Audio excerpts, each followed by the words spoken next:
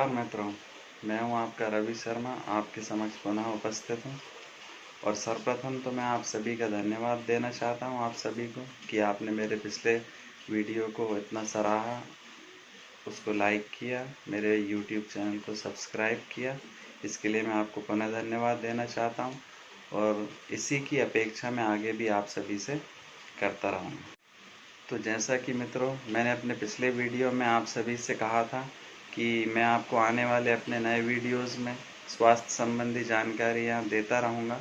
तो आज मैं पुनः स्वास्थ्य संबंधी एक जानकारी लेकर आपके समक्ष प्रस्तुत हुआ हूँ। तो मित्रों, इसी तारतम्य में आज हम बात करेंगे कि किसी व्यक्ति के लिए उसके जीवन में सबसे महत्वपूर्ण आवश्यक क्या चीज़ हो सकती है। अब आप सोचेंगे शायद धन, शायद उसकी सुख सुविधाएं, लेकिन नहीं, उसके लिए सबसे महत्वपूर्ण है उसका अपना स्वास्थ्य। तो मित्रों, आज के इस वीडियो में हमारा टॉपिक है कि हम कैसे एक अच्छे स्वास्थ्य की कल्पना करें, कैसे अच्छे एक स्वास्थ्य को पा सकें, उसके लिए हमें क्या करना चाहिए।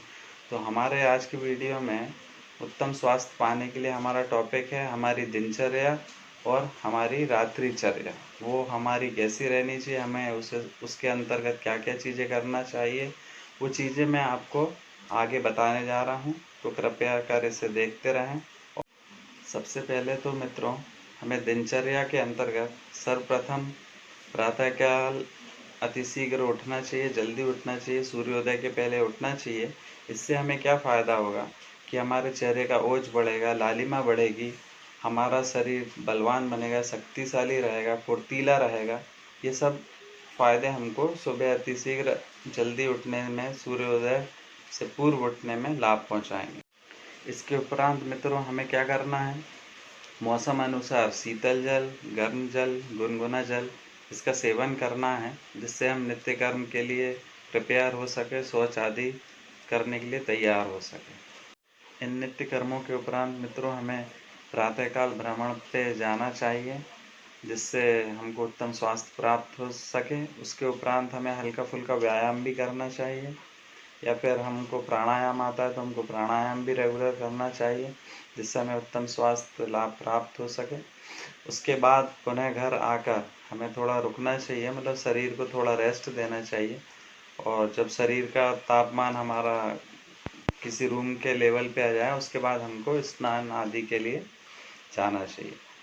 मित्रों, हमारी दिनचर्या में स्नान का भी अपना एक महत्व है, क्योंकि जितना हम अपने शारीरिक सफाई रखेंगे उतना हमारे स्वास्थ्य के लिए अच्छा रहेगा।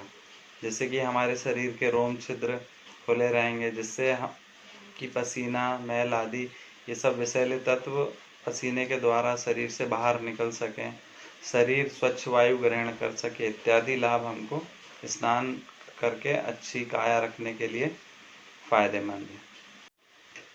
अब हमें स्नान आदि से निवृत्त होकर अवश्य भगवान की आराधना करना चाहिए, जिससे हमारा मन दिन भर प्रसन्न रहे, हम अच्छे कर्मों की ओर अग्रसर रहें इत्यादि। अब जैसा कि मित्रों हमें पता है कि हम सभी कुछ ना कुछ कार्य में लगे हुए हैं, अपनी आजीविका चलाने के लिए विभिन्न प्रकार के कार्य को करते हैं। तो हमेशा अपने कार्य पर जाने के पूर्व हमें स्वल्पाहार यानी नाश्ता अवश्य ही ग्रहण करना चाहिए। जैसा कि हम सुनते भी हैं कि भाई आदमी को नाश्ता जरूर करके घर से निकलना चाहिए। उसका मुख्यतः रीज़न क्या है कि सपोज़ हम 9 बजे स्वल्पाहार करते हैं, तो 9 बजे के बाद या 10 बजे के करीब या इसके लगभग करते हैं, तो 10-11 बजे के करीब हर आदमी के शरीर का जो मेटाबॉलिज्म रहता है, चय अपचय की क्रिया रहती है, बहुत फास्ट रहती है। तो जब हम नाश्ता कर चुके रहते हैं, तो जो हमने नाश्ता ग्रहण किया, तो उस मेटाबॉलिज्म तेज होने के कारण वो जो हमको एनर्जी देता है, वो हमको दोपहर के भोजन तक अथवा आगे तक बहुत एनर्जी प्रोवाइड करता है, जिसके कारण लोग कहते हैं कि हमें नाश्ता ज़रूर से ज़रूर करना चाहिए। वो हमारे शरीर के लिए अच्छा रहता है, क्योंकि हमको अगर कोई कार्य करना है तो हमारे शरीर में एनर्जी की बहुत आवश्यकता है, जो कि हमको प्रारंभिक रूप में किसी दिन में नाश्ते के द्वारा प्राप्त होती है। अब इसके उपरांत हमें दोपहर में 12-1 बजे के करीब हमको भोजन ग्रहण करना चाहिए। तो मित्रों, भोजन हमारा कैसा होना चाहिए, भोजन हमारा पौष्टिक होना चाहिए। अब पौष्टिक का मतलब ये नहीं कि हम उसमें काजू किशमिश बादाम खाने लगें। मतलब एक संतुलित संपूर्ण आहार होना चाहिए, और ऐसा आहार सात्विक आहार जिसे हम पचा सकें, क्योंकि जो चीज़ें हम आसानी से पचा सकते हैं उनसे हमें पूरी सप्त धातुओं का निर्माण होता है, सभी आवश्यक तत्व की पूर्ति होती है। क्यों? क्योंकि हम उसे अच्छे से पचा सकते हैं, और इसलिए हमें ऐसी चीज़ों का सेवन करना चाहिए भोजन में जिनको हम आसानी से पचा सकें। अब भोजन के तुरंत बाद या 5 मिनट के उपरांत हमें सोना नहीं चाहिए। कई लोगों को मैंने देखा है कि दोपहर में 1 घंटे 2 घंटे तक सोते रहते हैं, वो गलत है। हमारे आयुर्वेद में तो कहा गया है कि जो रोगी है केवल उसे ही लंबे समय के लिए दोपहर में सोना चाहिए, लेकिन एक स्वस्थ आदमी के लिए क्या उसे करना चाहिए? उसे रेस्ट करना चाहिए, आराम करना चाहिए।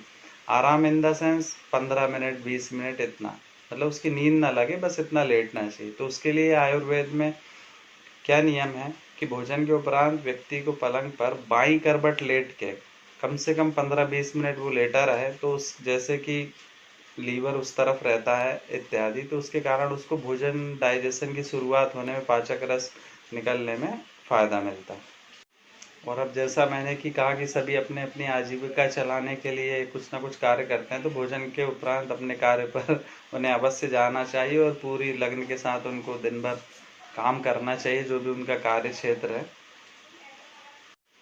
अब हम मित्रों दिनचर्या के बात करेंगे रात्रिचर्या की। तो रात्रिचर्या में सर्वप्रथम आता है संध्या काल। संध्या काल मीन्स शाम का समय। तो संध्या काल में हमें क्या करना चाहिए कि जैसे कि हम अपनी आजीविका कमाने के लिए कोई ना कोई कार्य करते हैं, उसके बाद पुनः जब घर लौटते हैं तो उसके बाद हमें कायदे से हाथ पैर धोकर चाय नाश्ता करके, जिसका भी आपकी आदत हो, उसको ग्रहण करना चाहिए। फिर हाथ मुंह धो के, या ग्रीष्मकालीन समय है तो पक्के तौर पे स्नान करके हमें संध्या काल में पूजन अवश्य करना चाहिए, जिसे हम संध्या वंदन ये सब कहते हैं। मतलब कि भगवान की आराधना करना चाहिए, मतलब ये नित्य हमारी आदत में होना चाहिए। इससे हमारी बुद्धि मन सब आनंदित प्रसन्न रहता है। इसलिए बहुत ज़रूरी है संध्या काल में हर व्यक्ति का आराधना करना, भगवान का पूजन करना, स्मरण करना, भले वो 5 मिनट करें, 10 मिनट करें, 15 मिनट करें।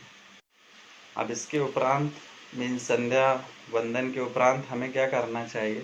हमको हमारा भोजन का समय भी निश्चित करना चाहिए। जैसे 8 बजे, 8 से 8:30 के लगभग हमको भोजन करना चाहिए, क्योंकि हमारे दोपहर का भोजन जो 2 बजे, 1 बजे, 12, साढ़े 12 बजे, जैसा भी हमने टाइम फिक्स कर लिया, उसके समय से अभी रात के 7-8 बजे तक काफ़ी लंबा समय हो जाता है। हमको भोजन दोबारा ग्रहण करना चाहिए, वो भी जैसा कि मैंने कहा कि पौष्टिक और सुपाच्य होना, जो पच जाए वैसा होना चाहिए।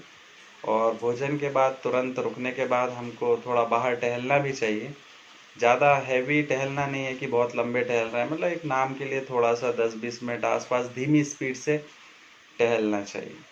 अब इसके बाद मित्रों लास्ट में एक मुख्य विषय जिस पे चर्चा हमें करना चाहिए, जो कि रात्रिचर्या के अंतर्गत ही आता है और हमारा लास्ट विषय है, लेकिन हमारे शरीर के लिए, हमारे स्वास्थ्य के लिए परम आवश्यक है, जिसको हम कहेंगे शयन, मतलब कि निद्रा, रात में सोना। तो हमें रात में ज़्यादा देरी तक जागना नहीं चाहिए। हमको मिनिमम 10 से 10:30 बजे तक सो जाना चाहिए, और प्रातः काल, जिससे हम जल्दी उठ सकें और जैसा कि अभी दिनचर्या की चर्चा की गई है उस पर अग्रसर हो सकें। तो हमारा अच्छा स्वास्थ्य प्राप्त करने के लिए हमको शयन पे ध्यान देना बहुत ज़रूरी, मतलब पर्याप्त मात्रा में नींद होना परम आवश्यक है। अगर नींद नहीं हो रही है, बाकी सब चीज़ें हो रही हैं, तो उसका कोई हमें लाभ नहीं प्राप्त होगा अगर हमारी नींद पूरी नहीं हो रही है। तो अगर हम 10 बजे या 10:30 बजे, और वो भी एक नित्य एक निर्धारित समय हमको फिक्स करना है, निर्धारित समय कि हमको भाई 10 बजे सोना है, तो उससे हमको पूर्ण स्वास्थ्य लाभ होगा, हमारा डाइजेशन स्वस्थ रहेगा। अब नींद के विषय में भी मैं आपको थोड़ा सा बताना चाहूँगा शॉर्ट में, बहुत ही इंटरेस्टिंग है, जो हमने पढ़ा है, सुना है या शास्त्रों में पढ़ा है, कि क्या होता है कि हमारा जो शरीर रहता है वो रात में 12 से 2 के बीच में प्राकृतिक रूप से शरीर विषैले तत्व, टॉक्सिन्स जिसको बोला जाता है, उनको बाहर छोड़ता है। तो जब हम 10 बजे सोएंगे, 11 बजे सोएंगे या 10:30 बजे, मतलब जल्दी सोएंगे, तो हमारी नींद लग जाएगी, मतलब कि 12 बजे के करीब हम गहरी नींद में रहेंगे। तो जब हम गहरी नींद में रहेंगे तो शरीर को वो पर्टिकुलर टाइम मिलेगा कि उसको टॉक्सिन छोड़ने के लिए। अब हम अगर 12 बजे सो रहे हैं तो हम सोएंगे कब? प्राकृतिक रूप से टॉक्सिन्स कब निकलेंगे, नहीं निकल पाएंगे। तो ये सब चीज़ें जब इकट्ठा होते रहेंगे टॉक्सिन्स, तो अंडरस्टूड है कि हमारे शरीर को नुकसान ही पहुंचेगा स्वास्थ्य लाभ के बदले। इसलिए समय पर सोना और समय पर जागना बहुत ज़रूरी है। मैं तो आशा करता हूँ कि ये जानकारी आप लोगों के स्वास्थ्य संबंधी जानकारी जो मेरे द्वारा दी गई है वो आपको लाभप्रद रहेगी। वैसे तो ये जानकारी कॉमन लग रही होगी आपको, सभी को पता है, इसमें मैंने कुछ नया नहीं बताया।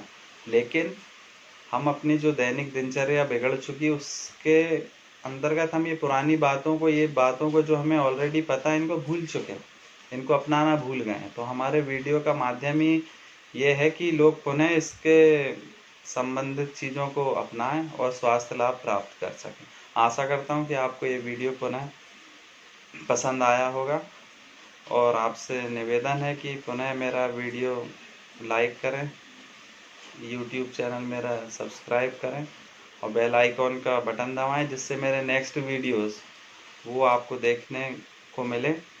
और जैसा कि मैंने बताया कि ये तो मैंने एक कॉमन चीज़ें बताई है कि आदमी की दिनचर्या, रात्रिचर्या कैसी होनी चाहिए। तो स्टार्टिंग तो हमारी सही रहे। अब रही बात आगे आयुर्वेदिक चीज़ों की, तो मैं आगे औषधियों के बारे में भी बताऊंगा। और हुआ तो संभवतः आगे मेरा प्लान त्रिफला को लेके है, तो मैं बताऊंगा कि त्रिफला हम आगे के वीडियो में, कि त्रिफला हमारे जीवन में कितना स्वास्थ्य को लाभ पहुंचा सकता है। और अगले वीडियो का भी शॉर्ट में आपको बता सकता हूँ कि जैसे हमारा शरीर वात पित्त कफ, ये 3 चीज़ें हमारे शरीर में होती हैं, तो ये जब गड़बड़ होती हैं तो उसी हिसाब से हमारे शरीर में रोग की उत्पत्ति होती है। तो कैसे ये त्रिफला वात पित्त कफ को समान रूप में लाता है या और अन्य रोगों में कैसे कैसे लाभ पहुंचाता है, ये मैं अपने अगले वीडियो में आप लोगों के समक्ष प्रस्तुत करूंगा। तो ज़रूर मेरा वीडियो लाइक करें, सब्सक्राइब करें, जिससे वो वीडियो भी आप देख पाएँ और आगे के भी वीडियो देख पाएँ। अंत में पुनः आपका रवि शर्मा आपको धन्यवाद देता हूँ और नमस्कार करता हूँ। जय माता दी।